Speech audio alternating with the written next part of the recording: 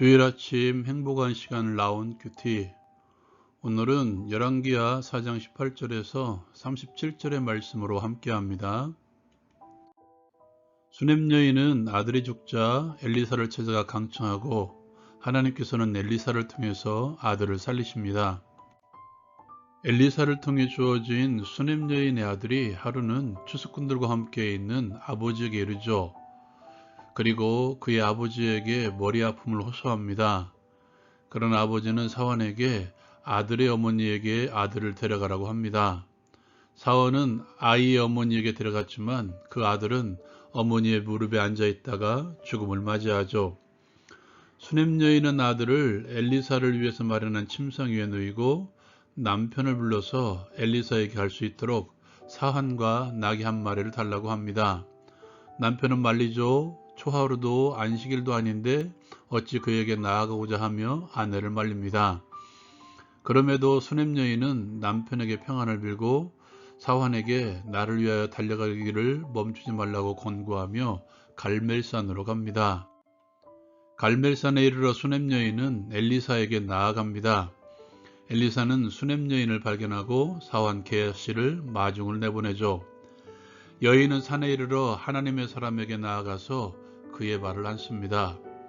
게하시는 물리치고자 했지만 엘리사는 그의 괴로움을 알아보고 가만히 두게 하죠. 그 후에 여인은 왜 아들을 주셨는지 엘리사에게 원망하며 아들의 죽음을 알립니다. 엘리사는 게하시에게 자신의 지팡이를 들고 가라고 합니다. 아이에게 가서 자신의 지팡이를 아이의 얼굴에 놓으라고 하죠. 수넴 여인은 맹세하며 엘리사를 떠나지 않겠다고 말합니다. 함께 가달라는 말입니다. 그리고 엘리사는 여인을 따라 함께 갑니다. 먼저 도착한 게하시는 지팡이를 아이의 얼굴에 놓았지만 아이는 깨어나지 않았습니다. 그 후 도착한 엘리사에게 아이가 깨어나지 않음을 말하죠. 엘리사는 자신의 침상에 죽어 누워있는 아이를 발견합니다. 엘리사는 하나님께 기도합니다. 그리고 지팡이 대신에 자신이 아이 위에 올라가서 엎드려 아이와 모든 것을 마주합니다. 아이의 살이 점점 따뜻해짐을 느끼죠. 엘리사는 다시 내려와서 집안을 이리저리 다니고 다시 아이 위에 올라 엎드립니다. 그 후에 아이가 재채기를 하고 눈을 뜹니다. 엘리사는 수넴 여인을 불러오라고 말하죠. 그리고 아이를 데리고 가라고 말합니다. 여인은 엘리사의 발 앞에서 땅에 엎드려 절하고 아이를 안고 돌아갑니다. 적용을 위해 함께 나누기를 원합니다. 먼저 간절함이 필요한 시대임을 인식하십시오. 수넴 여인 당시의 시대는 바알이 충만했던 시대였습니다. 자신들의 풍요를 위해서 하나님 대신 신을 바꾼 시대였죠.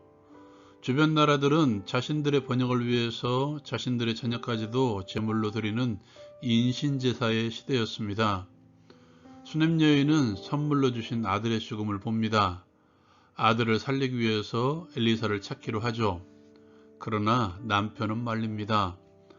어쩌면 선지자라도 죽은 아들을 어떻게 살릴 수 있겠는가 하는 마음이었을 것입니다. 이미 죽었던 몸과도 같은 자신들에게 생명의 기적을 주셨음에도 불구하고 그의 마음에는 살릴 수 없다는 생각으로 가득했을 것입니다. 그럼에도 불구하고 여인은 남편에게 살롬을 외치고 사환에게 끊임없이 달려서 선지자에게 가려고 합니다. 여인의 간절함은 또 있습니다. 엘리사는 찾아온 여인의 마음의 아픔을 알아채긴 했지만 무슨 이유인지는 몰랐습니다. 이유를 알았던 엘리사는 게하시만 보내려고 합니다. 대신 자신의 지팡이를 맡깁니다.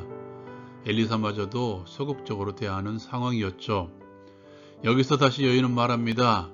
여호와께서 살아계심을 두고 맹세합니다. 당신과 함께 하겠습니다. 게하시를 따라 아들에게 가는 것이 아니라 선지자와 함께 하겠다는 것은 당신이 가셔야 합니다. 당신께서 살려주십시오. 지팡이가 아닌 어떤 주술적인 요소가 아닌 하나님의 사람이 하나님께서 함께 하기를 원한 것입니다. 아들을 살리기 위한 간절함, 무엇보다 하나님을 향한 간절함을 드러내 보인 수넴 여인. 그녀의 그 간절함이 아들을 놓고 선지자에게 달려간 발걸음이 아이와 함께 돌아가는 발걸음을 얻게 된 것이죠. 아들이 없었던 그들에게 있음을, 생명의 축복을 다시 한번 누리게 하신 것입니다. 그녀의 간절함이 아들을 살린 것처럼 오늘날의 우리에게도 정말 필요한 것은 하나님을 향한 간절함이 묻어나는 신앙입니다. 번영의 시대를 살아가는 그리스도인들에게 정말 필요한 것은 다시 하나님 앞에 나아가 무릎을 꿇는 간절함입니다. 하나님이 없어도 되는 이 시대에 우리는 다시 하나님 앞에 나아갈 필요성이 있다는 것이죠. 신앙생활의 중요한 요소 가운데 하나가 비움입니다. 아들에 대한 간절함을 여인을 통해서 풀어가고 있는 것은 결코 우연이 아님을 기억하십시오. 아무것도 할 수 없는, 남편이 허락이 떨어져야만 뭔가를 할 수 있는 시대였습니다. 여인은 자신의 나약함을 하나님께서 채울 수 있음을 깨닫고 그렇게 하나님 앞에 간절한 마음으로 나아간 것이죠. 심령이 가난한 자가 하나님을 맛볼 수 있습니다. 하나님 앞에서 작은 자가 되십시오. 그리고 자신의 자금을 채우시도록 간절함으로 하나님 앞으로 함께 나아갑시다. 두 번째로 아이의 치료 과정을 함께 나누기를 원합니다. 아이를 향한 두 번의 치료의 과정이 오늘 말씀 가운데 소개되고 있습니다. 먼저 지팡이를 들고 간 게하시죠. 하나님의 사람의 말씀대로 지팡이를 아이 위에 올려놨지만 게하시는 실패합니다. 흉내는 누구나 낼 수 있는 것 같습니다. 그러나 하나님의 능력은 흉내로 되는 것이 아니죠. 게하시의 실패 뒤에 엘리사는 하나님 앞에 나아가 먼저 기도하죠. 그리고 자신의 지팡이 대신에 자신을 아이 위에 올려놓습니다. 입과 눈과 손을 아이 위에 포개죠. 아이의 살이 따뜻해짐을 깨닫게 됩니다. 살아나고 있다는 것이죠.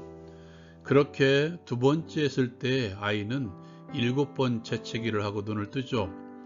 충만한 수 7을 사용하면서 아이가 살아났음을 말씀은 드러내고 있습니다.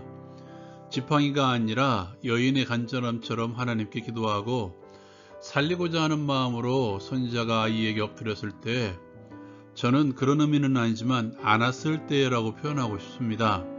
그렇게 했을 때 하나님께서는 엘리사를 통해서 아이를 살리신 것입니다. 수넴 여인은 아이를 안고 하나님께 영광 돌리며 돌아갑니다. 하나님께서는 우리를 통해서 살리고자 하는 사람들이 살아나기를 원하십니다. 말씀 가운데 등장하는 아이처럼 이 땅에도 수많은 아이들이 존재합니다. 목적도 없이 떠도는 수많은 아이들, 청소년들, 청년들, 그들을 살리시기를 원하십니다. 방법은 간단합니다. 조금 풍유적인 해석일 수 있겠지만 마주하는 것입니다.